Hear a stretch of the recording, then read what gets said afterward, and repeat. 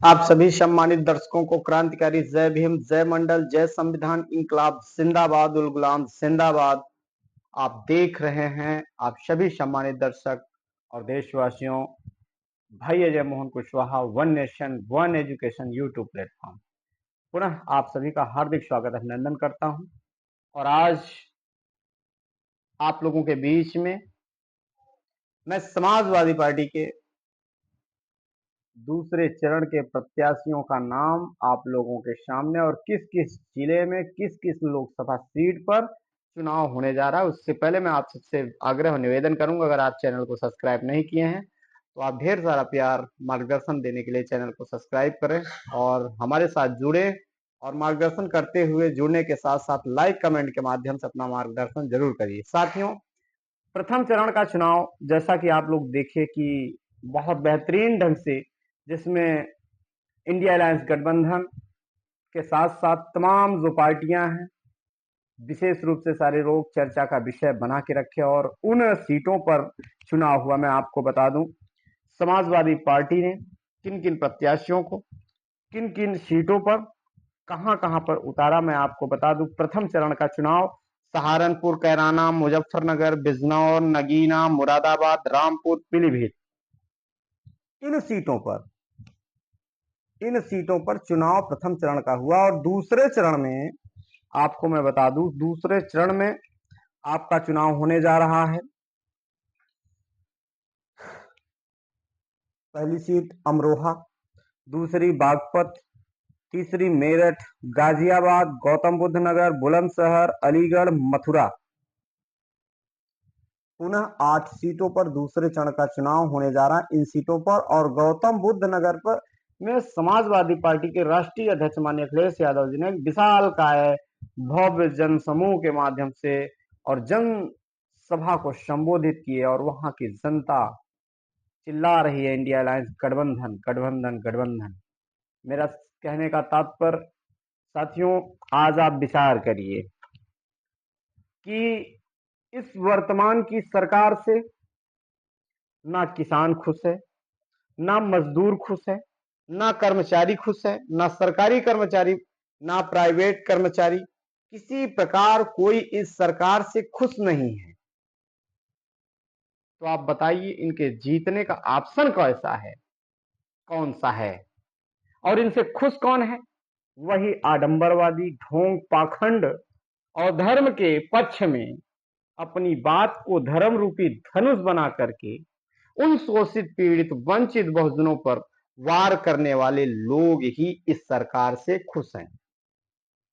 साथियों, मेरा तात्पर्य है, इस सामाजिक लड़ाई को इंडिया अलायंस गठबंधन के माध्यम से एक नया जनसमूह तैयार करके एक नए अखंड भारत, विस्तृत भारत बनाने की काबिलियत अगर किसी में है तो मैं ये नहीं कह रहा हूं कि बहन कुमारी मायावती जी अकेले कर सकती हैं या अखिलेश यादव कर सकते हैं या एससी एसटी ओबीसी समाज का कोई अकेले नेता कर सकता है, या तो फिर बाबा साहब अम्बेडकर थे जो कि एक फिलोसफर थे और उसके बाद राजनीति में क्रांति करने वाले मान्यवर कांसीराम, माननीय मुलायम सिंह यादव, ये जो तमाम नेता सामाजिक क्रांति किए हैं, आप लोगों के सामने इनकी ही बदौलत आज हम लोग यहाँ पर आवाज उठा रहे हैं। और आवाज उठाने का मतलब सामाजिक क्रांति। साथियों, आप सबको याद होगा, जब इस देश में, पूरे देश में सभी राज्यों पर कभी कभी राष्ट्रपति शासन लगा करता था और अपने उत्तर प्रदेश में 9 बार राष्ट्रपति शासन लगा। आखिर क्यों? अनिश्चित काल के लिए। और राष्ट्रपति शासन अगर लगता है तो कहीं ना कहीं से मुख्यमंत्री या प्रधानमंत्री या कुछ भी हो, ये लोग लापरवाही करते हैं देश हित में और नागरिकता के हित में। इसलिए भारत के प्रथम नागरिक के रूप में, प्रथम नागरिक होने के नाते, जो राष्ट्रपति है भारत का प्रथम नागरिक, उसको उसकी जिम्मेदारी, उस राज्य की जिम्मेदारी दी जाती है। और वही स्थिति इस देश में आज जरूरत है।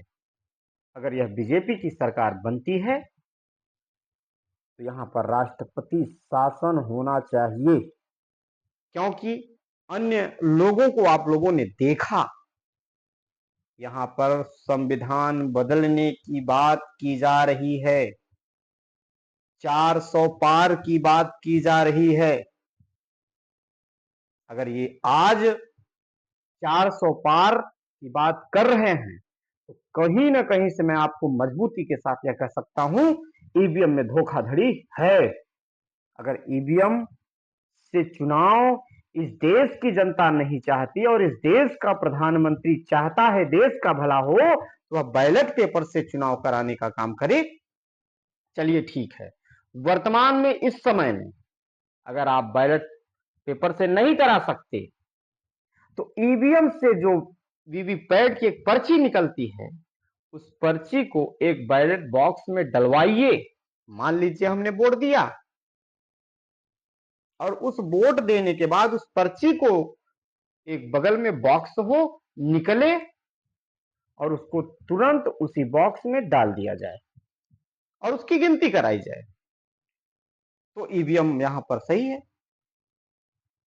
तो तात्पर्य हमारा, ईवीएम के खिलाफ अगर आप खड़े नहीं होंगे तो आपके साथ अन्याय कल भी हो रहा था, आज भी होगा और हमेशा होता रहेगा। साथियों, अमरोहा से दानिश अली जी जो कि चुनाव लड़ रहे हैं, बीजेपी के कुंवर सिंह तंवर जी लड़ रहे हैं और क्या कहते हैं बीएसपी से मुजाहिद हुसैन जी लड़ रहे हैं। और यहाँ पर एक अमरोहा में बहुत बड़ा मुकाबला है।